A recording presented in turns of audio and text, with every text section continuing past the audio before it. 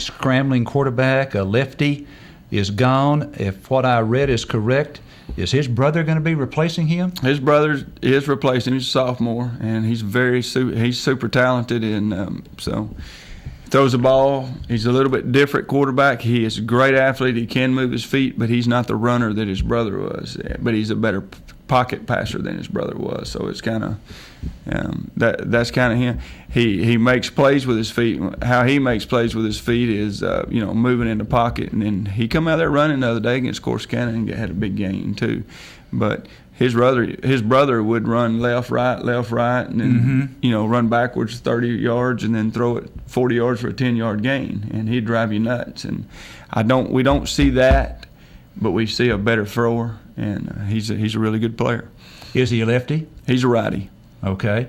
All right. Tell us about their running backs and also their wideouts. They have their best running back from last year and the best wideout from last year. And they put up some big numbers. I think the best wideout caught 40 or 50 balls and 8 or 9 touchdowns, and the running back had lots of yards and several touchdowns. So, they got a lot. They got a lot of their key ingredients back from last year's team, and I think they got third in the league last year, and behind Longview and John Tyler and Whitehouse. So they got 7 or 8 back on defense, 5 or 6 on offense. So they're a good football team. All right. I also have fans ask me about, let's talk about the Jacksonville defense, first of all, before we leave them. Like I said, they got 7 or 8 back, and their linebackers are super talented. They can really, really run. They flash across the screen, and they make tackles sideline to sideline. Their secondary is very talented. They've got a big defensive tackle and a very quick nose guard, and the other defensive tackle, he can play too. He's a returning starter. So, they got plenty of talent on that side, and they play very, very hard, and so we're going to have to execute. All right, we're going to start a sophomore from what you said at quarterback. They're going to start a sophomore at quarterback. What can you look for in a game like this with 2 young men just 15 years of age, first time playing in front of that many people? Are we going to see some you think we'll see a game of more turnovers than normal? Well, I hope they turn it over more than normal, and we don't. But I hope not. I think Blake is he's very poised for a young man. Nothing bothers, nothing rattles him. You can get on him, or a lot of things can go bad, and he's very poised. So he doesn't let the last play bother him. And so we'll see if that takes place on a real Friday night instead of scrimmages. But he's played very well, like I said. So I think he'll take care of the ball for us. And I'd be lying if I said I hope theirs does, but I hope he doesn't take care of the ball. But it could be. Anytime you play young quarterbacks, sometimes they rely on their arm strength, and they'll force the ball. You do want a quarterback with a sharp memory, don't you? Well, it's just like all those great hitters. They make the Hall of Fame batting 300. A lot of them is in the Hall of Fame batting 300, so 70% of the time they're failing. So you better have a quick memory at quarterback or hitter or cornerback, because if you get beat deep, you better not let the next one bother you. You're going to get beat deep again, So there's several positions that you definitely can't let the last play bother you, or here comes another bad play. Now, I want to ask you about another player, and this is a guy that you don't ordinarily think about as being a key member of the team, but we lost a 2-year starter at kicker in Francisco Monreal.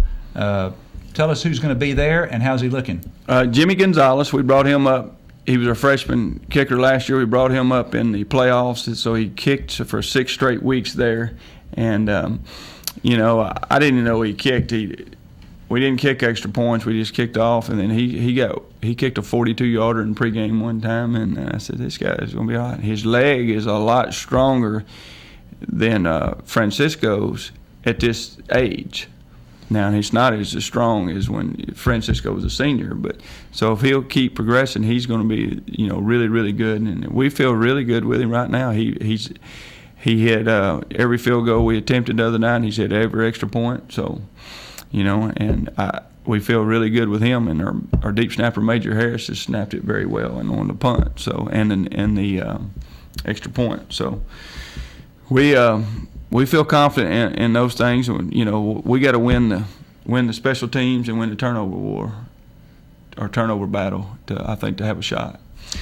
So Jimmy's going to not only kick but punt too. He is our punter too. And he is just a sophomore. He's a sophomore.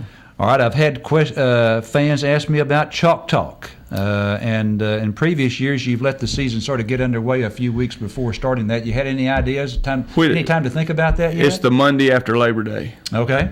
So we were going to do it. It's always the second, after the second game, and now it's going to be after the Chapel Hill game, the Monday after the Chapel Hill.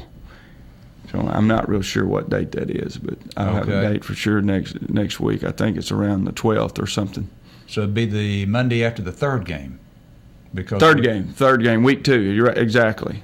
So we go Jacksonville, Lindale, and then Chapel Hill, and then after Chapel Hill, Chapel Hill, Chalk Talk. Okay, all right, very good. All right, let's talk about just the overall thought of the team coming in this year. You're a three-peat champion. You definitely have a target on your back. I tell you what, when I go to the Kilgore scrimmage and I see Jeff Traylor of Gilmer walking in with half of his staff, and he doesn't even play you for 2 months, and he does not play Kilgore this year, you know why he's there. Every team's going to be loaded, three-peat champion trying to knock you off, Scott. I assume, knowing you, that you relish that position to be in, and I think your coaching staff does too. How about the team? Well, we talk about it. We don't. A lot of people, we don't talk about. A lot of people don't talk about the previous championships. We talk about it. We're very proud of what we accomplished, but we also say, hey, we don't rely on what we've done in the past. Let's see what we can do in the future, and let's work to get another one, and see how hard we talk about the daily battle every day. Let's see how hard we can work today and how much better we can get today. And if you could continue that daily battle and get better every day, you'll be okay at the end. And of course, Traylor was at the White House scrimmage too, his whole staff. So, but anyway, we know they're gunning. We'd rather be those guys gunning after us instead of us gunning after them. Mm-hmm. And we are. And I say that, and I don't want to say that arrogantly, but good. We're gunning after them too. Each opponent, but we do know we have a bullseye, and every state championship team does, and. We've responded obviously to it very well in the last couple of times, so we'll see what we can do this time. Do you talk to the team about undefeated streak at Bulldog Stadium? Never lost there. We do have goals every year, and our 3 main goals is to stay undefeated at home, win every game at home. So it's very important at our house to win, and then to be district champions, and then to play after Thanksgiving. And because if you're playing after Thanksgiving, you got a shot to win it, and you've had a really good season, and anything after that is a great season. So that's I've said that from day one since I've been here, and those things have not changed. Even though we won state championship, sure our goal is to win a state championship now every year. The first year was win the district championship, and the second year was to win district play after Thanksgiving. And it is like I said, it is our goal, our main goal to win it. But we feel if we can get past Thanksgiving, that's a great season. All right. Any final thoughts for our fans? I think it's going to be a lot of people there, and it's going to be fun. We're going to have to be patient with this team, just like we have been. Hopefully, the first year we was 0-2. Then next year even though we were 16-0, we've had our problems early. We could have been easily 3-2 in the first 5 ball games, and then last year, we were lucky to be 2-0 after the Lindale, and then we lost 2, and then we kind of righted the ship and played well after that. And we've got a lot more experience we've ever had. So, not that hopefully that don't equate to losses, but you never know. And we're looking at the big picture and getting better, and we're going to play a lot of players. All right, very good. Kickoff 7:30, Bulldog Stadium. Jacksonville Indians and the Carthage Bulldogs. For Coach Surratt, I'm Larry Allen, wishing you a great weekend.